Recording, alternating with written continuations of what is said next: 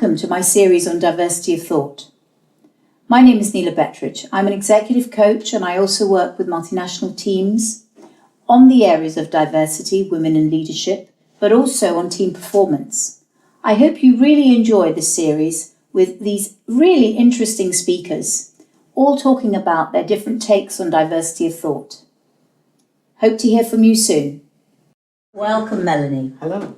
Thank you very much for agreeing to do this Diversity of Thought series. Thank you. I wonder whether you'd be so kind as to introduce yourself, because I know you've had a very broad background, both in big business and also in very innovative and entrepreneurial businesses. Yes. So could you give us some background? I think in terms of starting with my background, you have to actually go back to university. Go for it. And just a brief hint of it is that I was in the debating club, as well as president of the West Indian Student Association. And even in high school, I was always involved in advocacy for unheard groups or unrepresented groups. Thank goodness in the city that I lived in Toronto, I was raised in Toronto, there was just a huge push for multiculturalism, legislatively as well as just practically. And even though we still have our problems, Canadians still have their problems, definitely, it set a precedent for me. Yes. So being on the debating club, learning how to articulate ideas, learning how to refute ideas, going at it from all angles, and then on top of that, the advocacy, being a Black woman, it all contributed towards me always having this kind of diversity theme in my life. And during the day, I was a banker.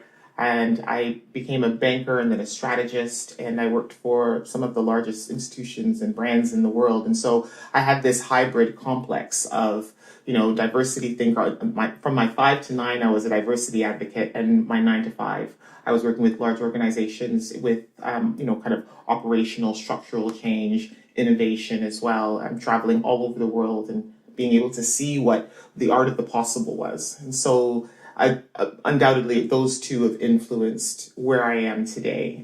And so now I still work with some of those large institutions, as well as having an awards program here where we focus on shining a light on talent that has been, I think, hidden from the UK industries. Yes.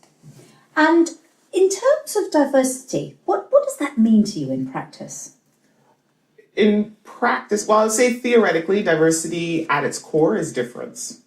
And diversity is celebrating difference, not just encouraging it or allowing for it, but actually celebrating difference and seeking it out. And I think that it's quite tough to think about it on an individual basis. By its very nature, by its very definition, you have to think of diversity in terms of two different components, two different parts. And so for me, diversity will always be representative of, two or more people coming together and celebrating their differences and encouraging their differences to make a stronger solution. And in your view, having had this sort of long period of time and career in this sort of area, what do you think the main challenges are that you're facing in terms of diversity that organizations are facing? First of all, I think that we don't have enough discourse around it, particularly in this country. In order to work with difference, we actually have to name it and claim it. And right now, we hardly know how to identify the BNE population. Sometimes when I use the word Black to describe myself, then it's in disagreement with others. And unless we're at a place where we can actually have the discourse and use the language that is comfortable for all, then I would argue that we're not going to get very far. And that's very interesting, because it kind of leads me on to my next point, really, around your view on diversity of thought. Yes. What is your view on diversity of thought? Because some of the thinking, you've probably seen the paper by Deloitte talking about diverse mindsets being a sort of intrinsic quality in this diversity debate. But I know you have some views on that. Yes, I don't necessarily agree with the term diverse mindset. So again, diversity by its very definition, even if we look to biodiversity, it's two entities, two organisms, two differences coming together and operating as one. whether it be through, evolution or whether it be through organizations. That is the definition of diversity. And so when we think of diversity of thought, all of a sudden thought is an internal concept. And quite frankly, the two of them just do not marry up for that reason alone. Additionally, I think with diversity of thought, we have to kind of go back to basic human psychology and basic human learning patterns. I like to kind of look at the internet. So what happens when you use the internet, right? You go to an internet page and your browser will say, hey, I've been here before. Let me get my memories out and populate the page because it's faster and easier for me. And that's what human psychology is. So we look at the evidence in front of us and we say, hey, have we been here before? Let's just do this a little bit faster. And in regards to diversity, we have to look at those stereotypes that are particularly associated with groups, whether that be with women, whether that be with certain ethnicities, because as a person just coming in off of the street, that's what's going to happen. I'm going to look at you and I'm going to make assumptions about you. My brain is going to make assumptions about me about you based on the experiences that I've had. And so that's why diversity of thought, quite frankly, if you look at just the scientific concepts that feed into it, the definitions that feed into it, it's actually a term that inherently I can't agree with as a scientist, as a philosopher, because I don't think it's actually possible. If we're talking about inclusion or inclusive thought, very different. And tell me a bit more about that. What do you mean? What's the difference? So I think with coming from a management consultancy, we encourage diversity of thought. We encourage difference. Yes. When we actually, even football teams encourage difference. Everyone can't be a striker. Absolutely. So we encourage that difference and we say, hey, I know I'm a striker, so let me, get a defender because I need that to make up the team and have the best possible solution in terms of, winning the game. Yeah. And that is what we need to do. We need to be able to be in that comfortable place in organizations where we know this is what we want to do and this is our goal and what are the different pieces that will help us get to that goal more quickly, whether it be market leadership, whether it be kind of penetrating a new market, whether that be opening up and increasing sales. It could be any of those things. But in regards to inclusivity, we have to create this environment in organizations where different people feel not only comfortable, but feel accepted. And that's not necessarily around diversity of thought. It's more about encouraging diversity, having goals and KPIs around diversity so that people know how to get there and people know what good looks like. But encouraging diverse thought, no.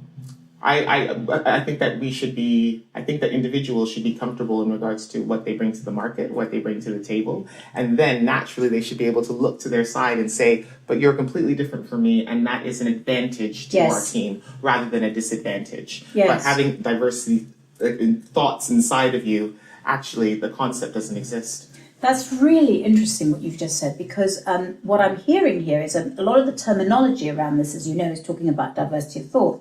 And what I'm hearing is a much more in-depth look at this, where actually it's about the inclusion of the other and the understanding of the other and the taking into account of the other in decision making. Yes. That actually, perhaps, I'm now putting words into your mouth here, but perhaps actually is the missing piece at the moment in some of the thinking around this. Yes. Am I getting that right? Yes. And actually, if you put those pieces together like that, then actually some of the benefits that are being talked about around risk mitigation in global environments, creativity, innovation happen in a better way. But we never must lose sight, of course, about the fact that there is always going to be bias. Exactly. So have I encapsulated That's exactly what it that? is. That's exactly what it is. There will always be bias. That is how our brains function. We function on, I will not go and put my hand in a fire because I've learned that the fire is hot and it's harmful. Yes. And so what are we teaching people about difference? What are we teaching people about women? What are we teaching people about ethnic minorities? Because that is the perception that they have. And quite frankly, some of those perceptions add little value to the marketplace and to large organizations. So we have to go about changing some of those perceptions so that they're more likely to actually seek out the difference because they know that actually those perceptions are either incorrect or, they're incorrect, to be fair. But realistically, you've had they are incorrect. But realistically, you've had a lot of time in this area. What do you think actually, when you look around you, when you look at organisations or NGOs or whoever it may be, any sort of organisation, who are the ones that you think are really changing things, who actually are dealing with the diversity and inclusion issue and are making changes? It may not be perfect, yes, but they are on the road. And why do you think, that's a good example, maybe that's not so great? Well, I think I can't look at it in terms of one complete stream of diversity. Yeah. I think that, again, if we go back to what I was speaking about earlier in regards to the level of discourse around the gender agenda, the gender equality agenda, has been enormous. It has grown by leaps and bounds. And you'll see that because of the comfort in terms of discussing these issues and then the increased voice that we have at the boardroom, then you'll see that there have been amazing initiatives, women on board initiatives, in terms of young women into STEM initiatives. And the two things that I've seen in terms of initiatives say, let's first of all report. That's the first thing. We need to report on what's happening right now, and we also need to make goals in regards to where we want to be. So some organizations have simply excelled at this. I can't even, actually they're too numerous to count, but you'll see a lot of the financial services, a lot of the financial service industries, a lot of the management consultancies, professional services, the STEM industries as well. They have just done amazing things, the creative industries as well. Do you think that's as much for women as it is for the ethnicity issue? No, it's not. It's not. Again, and I think going back to that discourse, going back to the narrative, the storytelling, the conversation is not as mature in the UK, just by the differences in our population, the differences in our history, and we barely know how to identify who the group is that we're speaking of. Are we speaking of Black people? Are we speaking of Asians?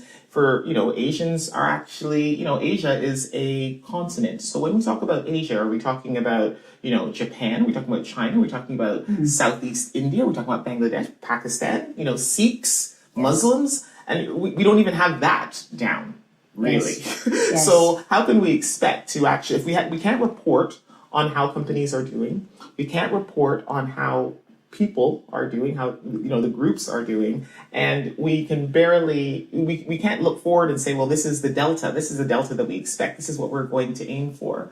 And so part of our job at the awards, my co-founder and I, we look to open up that level of discourse between, inviting everyone to have that conversation, that it's not, because when men join into the gender conversation, it's just infinitely more powerful. Definitely. And that's what we want to do, have that level of comfort in having the conversations. So tell me a bit about your awards. Yes. I really like, how did it start? Why did it start? Which is pretty obvious, but, where are you taking it? What's your ambition for it? Because it's obviously linked very firmly into this diversity area? Well, it actually started with my work in gender. It was definitely more mature here in the UK, the gender debate, and so I was working with two friends of mine who run an organization for the advancement of women in business.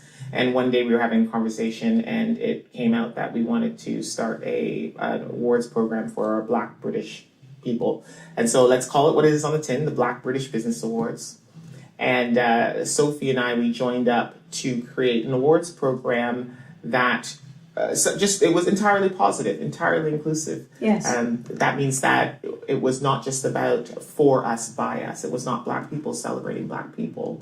It was committed sponsors, community organizations, academia as well, bringing them all together to shine a light on talent that we had not seen. So it's funny, people always talk about in my circles or where, who I work with. And I have been so fortunate. I know thousands of amazing Black talent who are doing amazing things just by virtue of them, honestly, being in the workforce for as long as they have been. They are absolutely amazing. They're exceptional.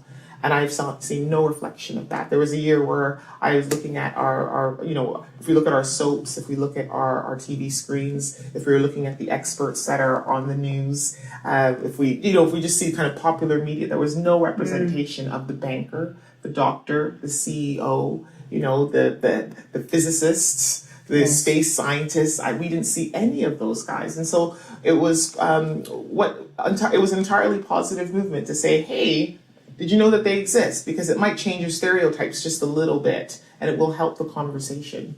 And so we've had that. It accelerated. I don't know what happened, but we thought it was just going to be kind of a small little event. And all of a sudden, it just jumped. Everyone just jumped on it. There were so many things happening in terms of the election year. Lenny Henry was just like, did you guys want to find out why we're winning abroad, but we're not winning here? There were so many kind of factors to contribute to the enormous success of the award. So now we're moving it into another place. We're moving it into a place where we are launching tomorrow evening our action research. And so we know that this is a data-driven world. And so we are working with some of the leading kind of scientists and professors at some of the leading universities to study what's happening to the talent, BAME talent in the UK. And then we're also launching 2 top development or top talent leadership programs for both board level as well as middle managers, because we're taking that power that we've gotten, harnessing the thousands of people that have walked through our doors, and we're saying, okay, we're going to do something about this, and we're going to leave a legacy. Well, I am so interested by you saying this because I run board level events, and I have some of the top board people in the country. And one of the things that was coming through is actually we haven't got the women thing sorted completely, but it's much better. But we definitely don't have the ethnic thing down, because if you look at the boards of the UK, and Europe's even worse, actually the representation you can hardly find for people who are board directors, and let alone non-execs. I mean, the only guy I think is the guy who's running one of the banks, isn't it? Tijan. Exactly. Mm-hmm. So this is real music to my ears. Yes. And so what I'm hearing is actually diversity of thought is perhaps too far, too ambitious at the moment. That we have some steps before then. Yeah. That we need the more to do. practical, visible steps. Yes. And so diversity of thought may be appropriate in other areas, or seeking diversity of thought. But that's already happening. Yeah. That's already happening. And I can say this, but from the management consultancy background, we have teams that where we're seeking to serve the client. And there is, myself, and I'm from I have this U.S. Canadian background, international banking. I love PowerPoint. I have my colleague who loves Excel spreadsheets. I have my other colleague who loves Word documents. We have law, we have IT, we have audit. And so that's diverse thinking, and it can't be accused of not being diverse thinking. But why don't we just say what's happening? That people are being discriminated against, and they do not have the same opportunity because of what they look like and where they come from. And if we don't say that, if we try to couch it behind this polite narrative of diversity of thought, then we actually lose the impact. But diverse thinking is, organizations are diverse they're diverse bodies. They have, an IT department, they have an audit department, they have, operations department, they have marketing departments. And those are all people who are different from one another. That hits the mark for diversity. But this is not what we're talking about, guys. Yeah. You know what we're talking about. We're talking about the ugliness that can be in every single one of us, just by the very nature of how we learn and how human psychology works. And that's what we need to address, because if we don't, then we're just going into this, kind of polite loop that lacks effectiveness and will lack any impact, and really we will not move the dial strategically in this area. So I have to ask you 2 questions, may I? We can take this up. In diversity, when you see it working well in an organisation, yes, what are the key ingredients, Melanie? So key ingredients for diversity, I would say that no organization has struck gold. They're all working towards it. And I think that the number one thing that they've, great organizations have done is identify that there's a problem. Yeah. And they've, again, said what's on the tin. Openness. Exactly, there's openness. Accountability to both themselves, the board, the employees, and the market. Yeah. Then there is a reporting.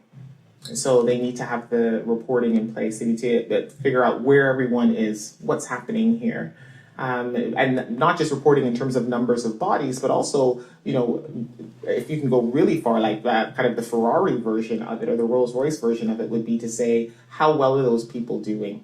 Once you've identified are who they they coming are, through the talent are they pipeline? coming through the title? So let's look at the attraction, let's look at the retention, let's look at the promotion. Yeah. And then when you can really drill down into where you have problems, a lot of my organizations that I work with have said, we can attract, the brands are great to attract, but when they reach the middle, where do they go? Yeah, can't You keep don't even them. know where they go. We can't keep them. And so you understand that it's not about where you're recruiting. It's not because you're recruiting at maybe only Russell Group universities, but it's actually once they get through the doors, there's something about your culture that's saying we're not welcome here and we will not succeed here. And unfortunately, the problem is that we're, usually what happens with groups who have had to fight really hard to be included, whether that be, on the gender basis or ethnicity, we're quite resilient and we're quite smart. And we are learning that we are an asset. So there is no way that an organization can try to hire me and I walk into the doors and I see some nonsense and I'll call them out on it. And I've done it before. I was like, actually, you know what? Not for me. There are other places where I know I can succeed. And there is a global talent shortage, unfortunately, and that's just known across the world. We have a problem in terms of service talent, intelligent talent. So people move and you'll have to fight other organizations in regards to top talent, particularly if you're a multinational organization that dare have any kind of nexus in India, Africa, South America. You're going to have to represent a little bit. So you see the best organizations are doing that. Yes, interesting. And actually, from your point of view, what do you think the business benefits? Just call it out for me, of diversity. The business benefits from a growth point of view, an innovation point of view, and actually a risk mitigation point of view. Exactly. So those are the classic ones. So it's in terms of growth, in terms of particularly, I'm going to speak on behalf of the large organizations. Please. So it is about the multinational growth. So if you dare have, if you look at just the population, why don't we, again, I'm a data girl. Look at this and say, if our birth rate in Western Europe and Northern Europe is like what? How much? Like 1.2? And if you're looking at the birth rate in some of the other countries in the world that typically underrepresented populations are coming from, there is going to be a shift. Yes. And if you're not ready to take on that shift, if you're not equipped to work with that shift, then you will be in trouble. It makes absolutely no sense because the balancing act is just slightly going like this, and then there's going to be a point where you're going to have to know how to represent and how to work with the biggest consumer base. And we've seen it with women. So women are the spenders, right? Women spend the purse. And you'll see now internet companies, unfortunately not some of our biggest, internet companies are saying, wait a minute, what's happening here? We're getting more and more power, more and more money. And that's why boards of companies that sell baby items that have typically only been full of men are now saying, we need a woman on our board now. Isn't that a funny thing? Exactly. Isn't that a funny thing? And so that is exactly what's going to happen. And you can see that's, I think there's some great studies out of the US indicating what, in terms of the birth rates and why there has to be a shift in the global economy because more and more money is being diverted out of your classic kind of Western Europe as well as the US and economic imperative. Exactly. Now, would you tell me a bit about your entrepreneurship, your smaller business? Because you've obviously got this entrepreneur side, and I'm very interested from the diversity point of view, but also just as an entrepreneur, a bit about that and, what that's about and how you're bringing that whole diversity piece in and what you're planning to put out in the world. So in terms of the entrepreneur bit, it's more a consultancy. Yes. So all of the knowledge that I was gaining, both at the two large consultancies that I worked for, on the side, I was always helping small businesses and creative businesses particularly. So the creative industry is a big passion of mine. And to make sure that they had the business structure, but the respect as well. So sometimes with small businesses, we think of our craft. So, the hairstylist becomes the hairdresser, but being a good hairstylist doesn't necessarily make you a good kind of store manager or, hair shop manager. Yeah. And it's the same thing, I think, that, all of a sudden you're a creative and you're great at making movies, but then to actually put a business structure around having a movie company, very different. And so that I consult with smaller organizations once in a while. I also consult with larger organizations as well in terms of being able to penetrate those markets. But then what my passion is in terms of the entrepreneurship, what's happened is I was always that girl who read goals books and Stephen Covey books, when I was 15. I was always like, hey guys, let's do some goals together. I do your goals at like 7. And leadership and management has always been big for me. And when I left, I was always training at IBM and Ernst & Young as well, training kind of the incoming classes. And I loved doing that. And so what happened was I got the opportunity upon leaving EY. I said, hey, you know what? Focus on what you love. It's leadership, it's management. And there are certain concepts that I don't think are apparent to most people in terms of leadership and management and self-development that I would love to put forward a bit more. So, like the growth mindset, for example. So I do a lot of speaking engagements as well. But it is more the leadership and management and consultancy, not coaching. I'm not very good at coaching. I like to more tell people what to do rather than walk them there. I've tried that the hard way, even though I am a coach at the university where I teach. But that's the Hult University, isn't it? Exactly. And so I focus, the consultancy is more around now the leadership and the management. So it's the speaking and, now I have this whole social media plan, and it's been really tough. The entrepreneurship journey has been really tough for me because I have a big awards program that I have to run, and also have to teach at the university, and it's been on the back burner for a little bit. And so it's only this year that I've really driven it forward. And, I start my mornings off by working on my business, on what my legacy as Melanie Eusebe would be, rather than it being, kind of this joint legacy that I have with others. This is why I want to be known when I die as someone who is an advocate of the pursuit of excellence and the advocate of possibility and of meritocracy and hard work. And also very diverse in your approach. Yes. Very, diverse in what you're doing, but diverse in your approach. Yes. Isn't it interesting? So it's multi-layered. Yes, it is. It is. So, to close now, anything that you want to say around diversity versus diversity of thought as closing words and the future?